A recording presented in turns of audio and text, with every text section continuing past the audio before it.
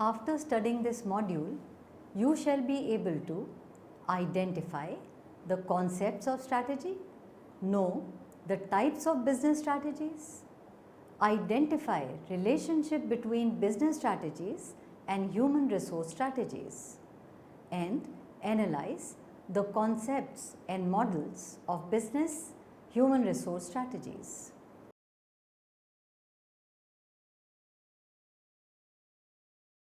Let us now first understand the concept of strategy. The pressure on companies to constantly enhance performance is more than ever before. As we get into the year 2015, it is ever more apparent that the results of change processes are expected today in half the time as they were 3 years ago. Nevertheless, competition is the key that drives businesses to constantly realign themselves with the dynamics of change. Several studies have attempted to capture the vision of the workplace of the future, and what comes to mind is the profile of employees have undergone a dramatic change. For few business analysts predicted that marketing and finance function will cease to exist in its contemporary form in times to come. But now we do hear the same thing about human resource as well. However, despite numerous changes, there is a definite link between corporate and business strategies and strategies related to people function.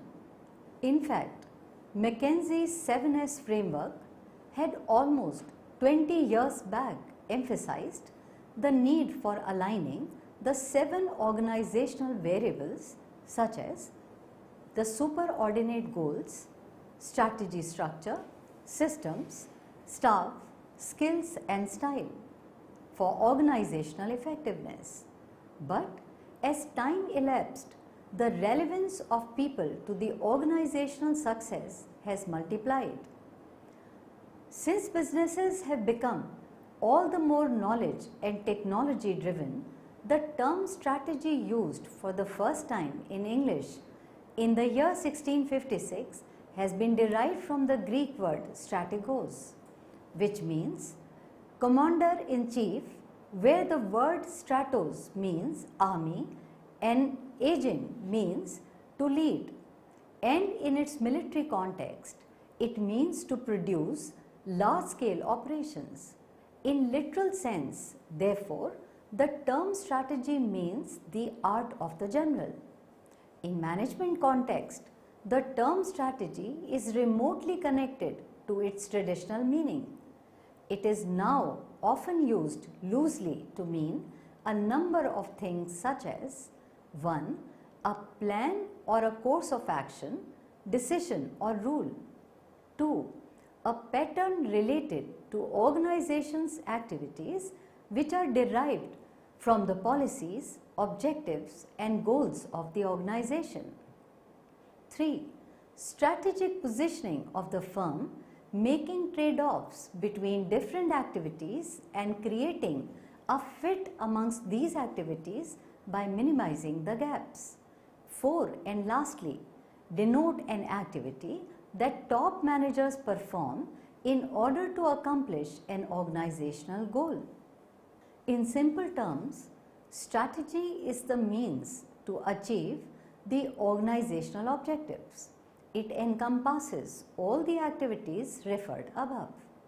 It is undertaken by the upper echelon of the organization and requires constant interaction between the 3 poles, that are environment, resources and the active involvement of the senior management. An avid researcher, Dr. Vladimir Wind, defines strategy as a system of finding, formulating and developing a doctrine that will ensure long-term success. It is followed faithfully. Hence, the 4 steps summed up in the process of strategic management are: number 1, environmental scanning; number 2, formulation of the strategies. Number 3, implementation of the strategies. And 4, and lastly, evaluation of organizational activities. The first step is environmental scanning, which incorporates SWOT analysis. SWOT stands for strengths, weaknesses, opportunities and threats.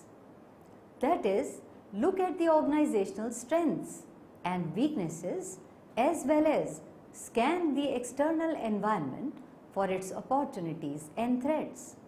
Strategic formulation, the second step, involves senior managers to identify the strategic factors and make the right choices. The third step is strategic implementation, which focuses on the techniques of implementing the strategies.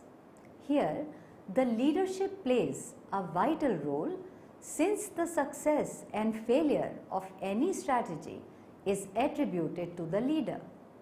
The last step is strategy evaluation, which focuses on identifying the gap between the actual change and the desired change and how much the change has been brought in the performance.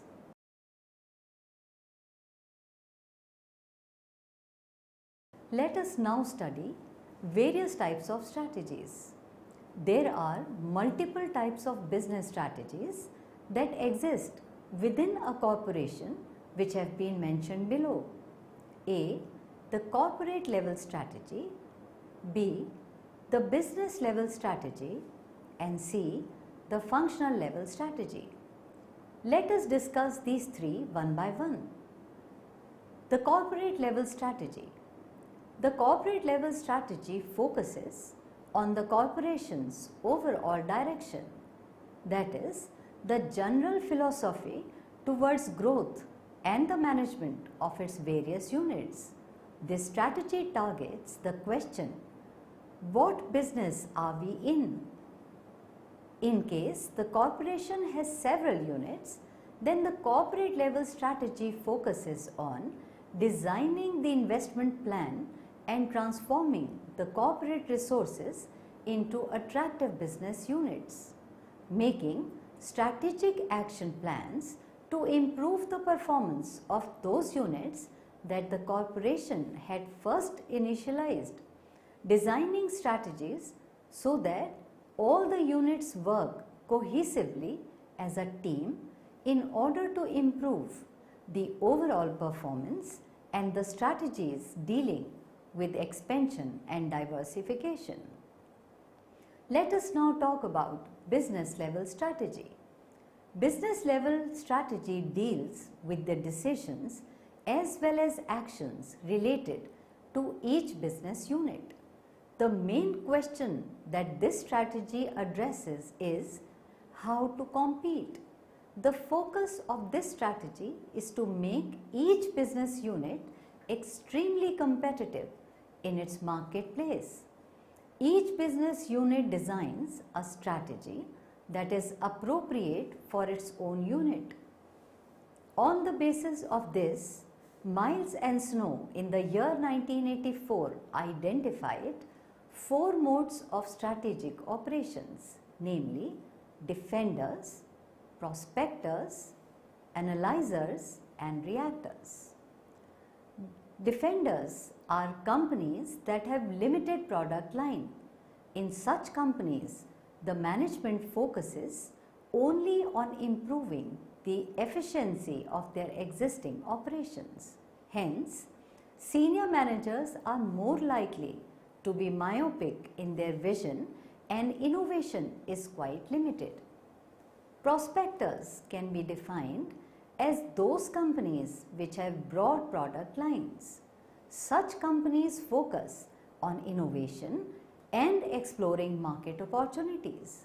The senior managers are likely to give preference to creativity rather than efficiency. Analyzers can be defined as companies that work in at least 2 very different product market areas, out of which one is stable while the other is variable. Thus, The senior managers are likely to emphasize on efficiency in the stable areas and innovation in the variable areas. Reactors have been defined as companies that do not share a consistent strategy with respect to the structure and culture of the company. In such companies, the senior managers react to the environmental changes and make strategic adjustments. As per Miles and Snow, the competing companies may adopt any of the four modes of strategies which may correspond to the combination of structure, culture and processes related to that strategy. Widely cited Harvard professor Michael Porter identifies three principles underlining business strategy, that is, creating a unique and valuable position, making trade-offs by choosing what not to do, and creating fit by aligning company activities with one another to support the chosen strategy. Basic understanding of these strategies will lead to a development of a good strategic business plan.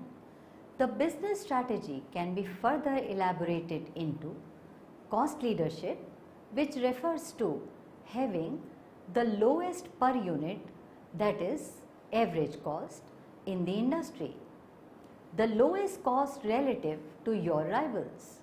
Successful retailers rely on the cost strategy. Firms such as Walmart and Costco excel at implementing cost strategy, where the focus is to provide products at economic prices to the customers. Differentiation.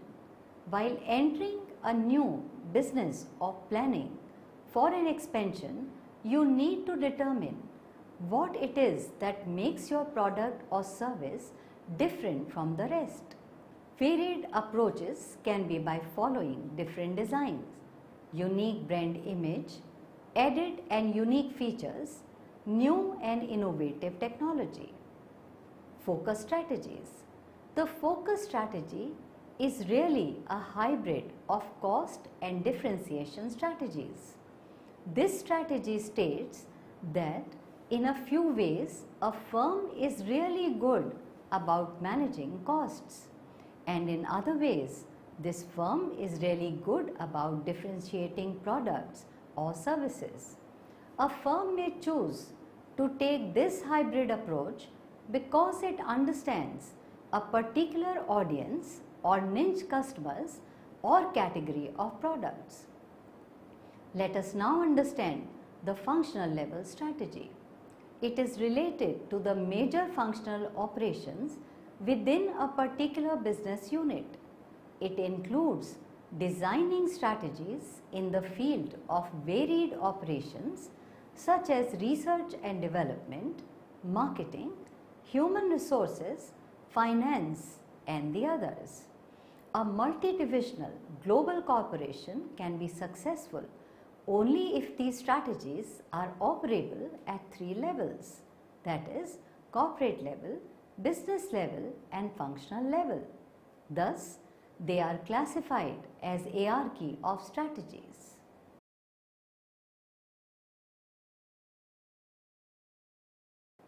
We shall now discuss the relationship between business strategy and human resource strategy. The concepts and models shall be discussed.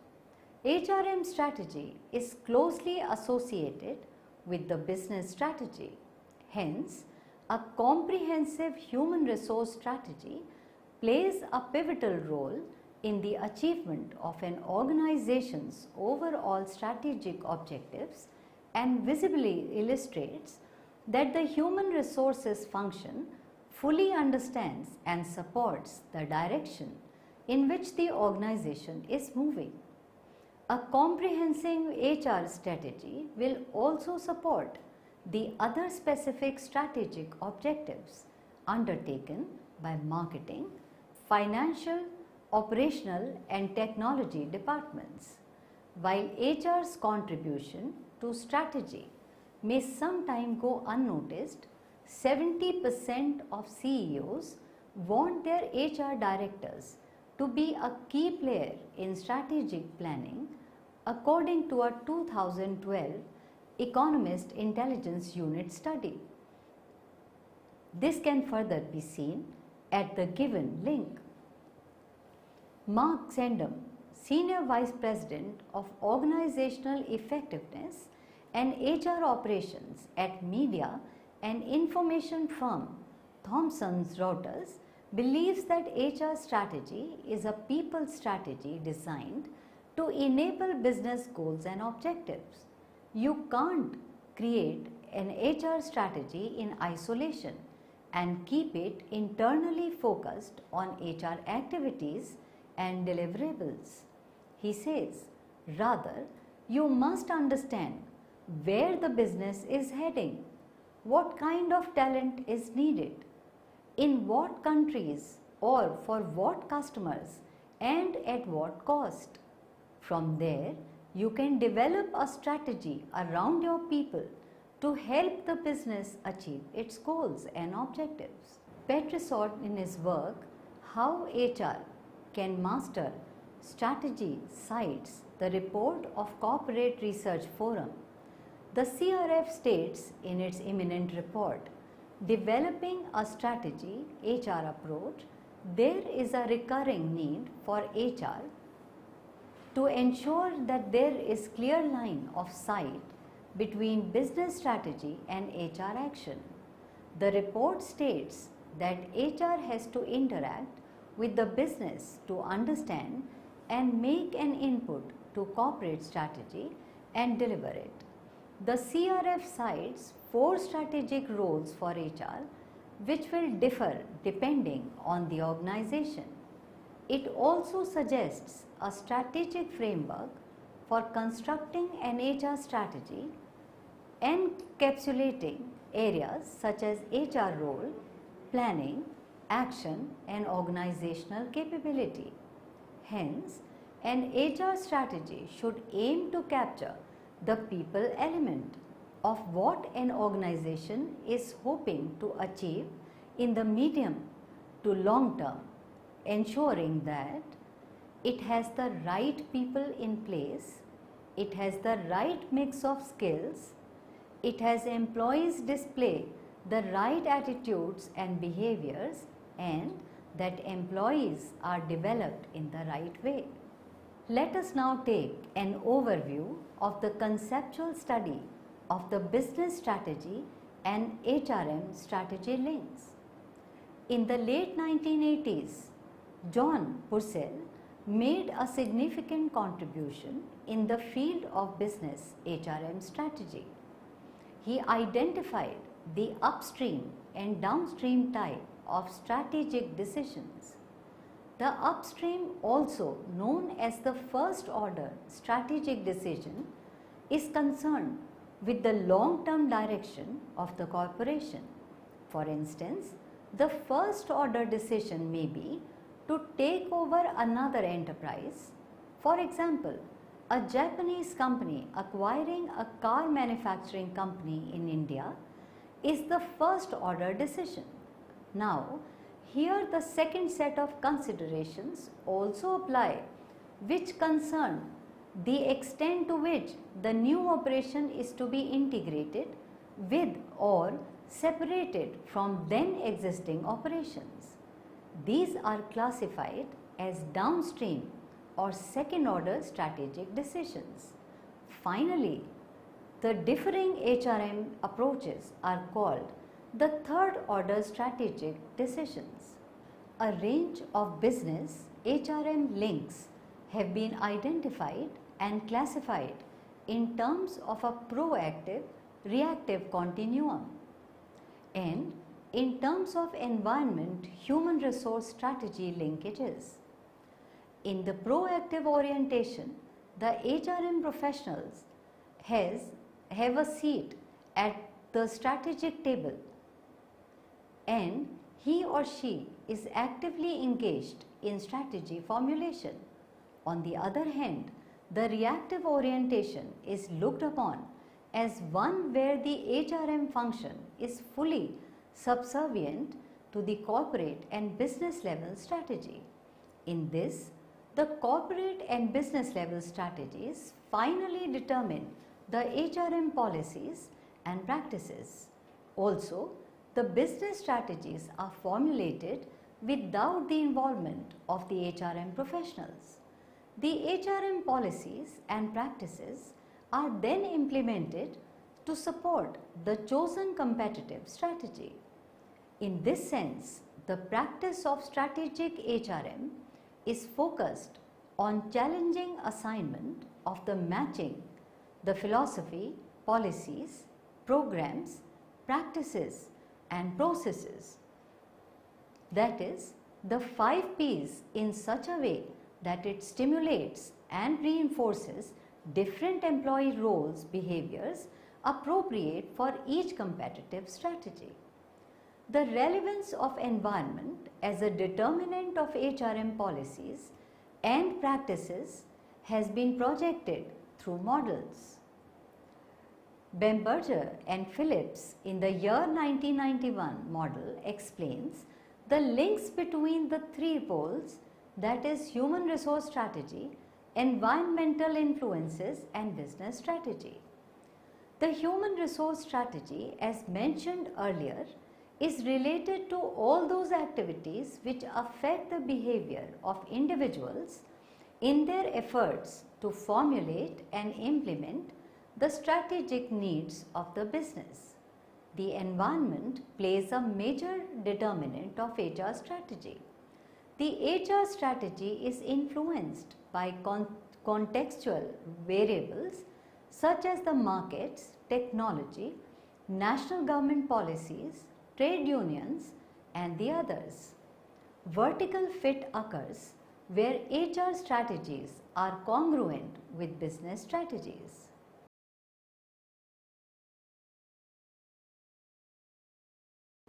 Let us now throw some light on the first generation HR transformation model. As per the Deloitte report, there is a definite link between the business strategies and the HR strategies. The HR processes addressed in the first generation transformation can generally be grouped into 3 distinct time frames as discussed as under. Between 1995 to 1998, being the first phase of HR transformation, it emphasized on the core HR transactions like compensation, benefits, payroll and the performance management, that is, employee evaluations. In this phase, the companies established a single global process for each type of service and developed a global integrated HRMS to handle all core transactions. They gave employees and managers the necessary tools to help handle their own routine HR inquiries and transactions. The second phase was between the year 1999 and 2001. In this phase, which is phase 2, the companies began to focus on the employee experiences and looked for ways to enhance their customer service capabilities. The focus in this phase was to develop the capabilities needed to answer any HR related question and an employee or a manager might pose. The third phase was between 2002 and 2005. In this third phase, the first generation HR transformation extended the effort into recruiting and compliance and put a renewed emphasis on measurement and reporting.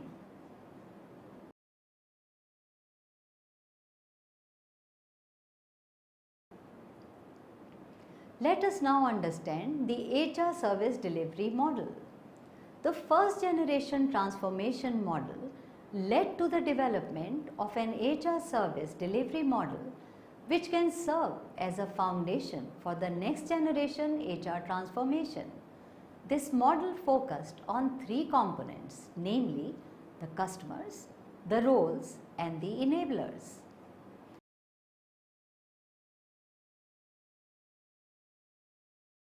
We shall now focus on the challenging role of HR as an outcome of linkages between business strategies and HR strategies. Companies are promoting an environment that enables the virtual and global teams to work in a collaborative manner and thus thrive. Gellert J. Walkinshaw and Walsh B. observed that traditional HR transformation was driven by its ability to generate cost-saving solutions. Today, companies want HR transformations refocused on the most important growth and business opportunities.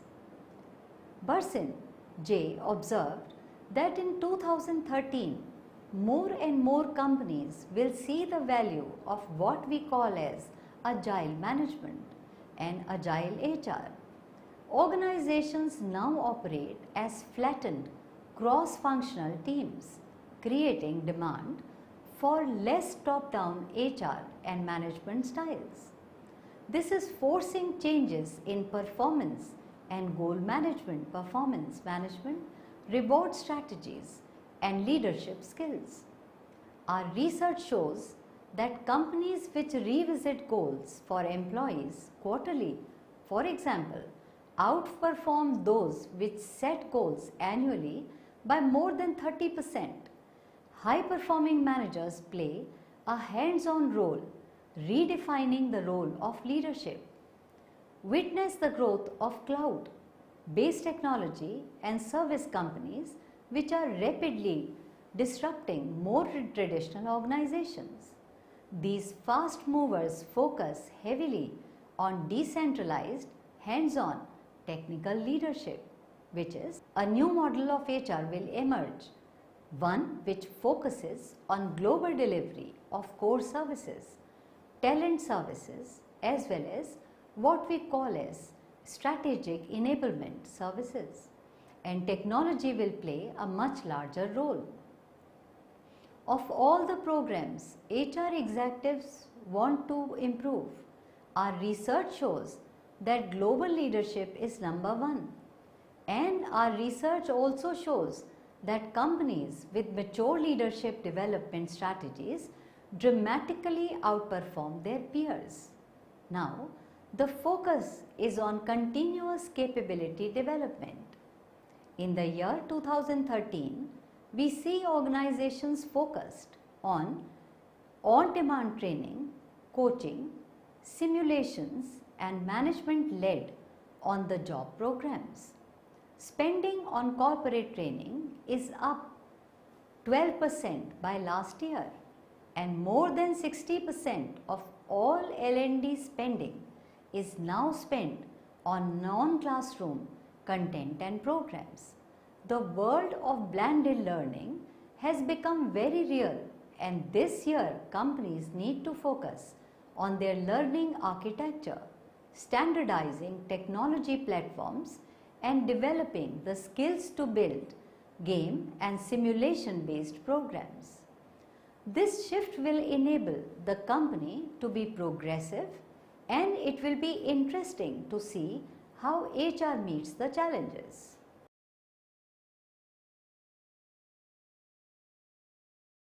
We shall now recapitulate what we have learned so far in this module. The impact of business strategies over HRM strategies has dramatically changed over the last 10 years. This chapter focuses on the origin as well as the relationship between business strategies and HR strategies. It has examined different levels of strategic management. Strategic management has been defined as the pattern of decisions and actions that are taken by the upper echelons of the company. The next stage of discussion was how strategy is formulated at three levels, which are corporate level, business level, and functional level. Further, we explained at length the relationship between business strategy and HR strategy. Strategic HRM is an integration process of both HRM and corporate strategy. It is a long-term process and relates to the external environment of the business. Strategy HRM provides both financial and non-financial benefits. Two orientations were discussed, which are the proactive orientation and the reactive orientation. In the proactive orientation, the HRM professional has a seat at the strategic table and he or she is actively engaged in strategy formulation. On the other hand, the reactive orientation is looked upon as one where the HRM function is fully subservient to corporate and business level strategy. To take the point further, the first generation HR transformation model was explained. When we look into HR transformations, they initially focused on making HR operations more efficient and effective through process standardization and technology. The next generation of HR transformation is more precisely linked to corporate strategy and to creating business value through HR services that address a company's most critical strategic challenges.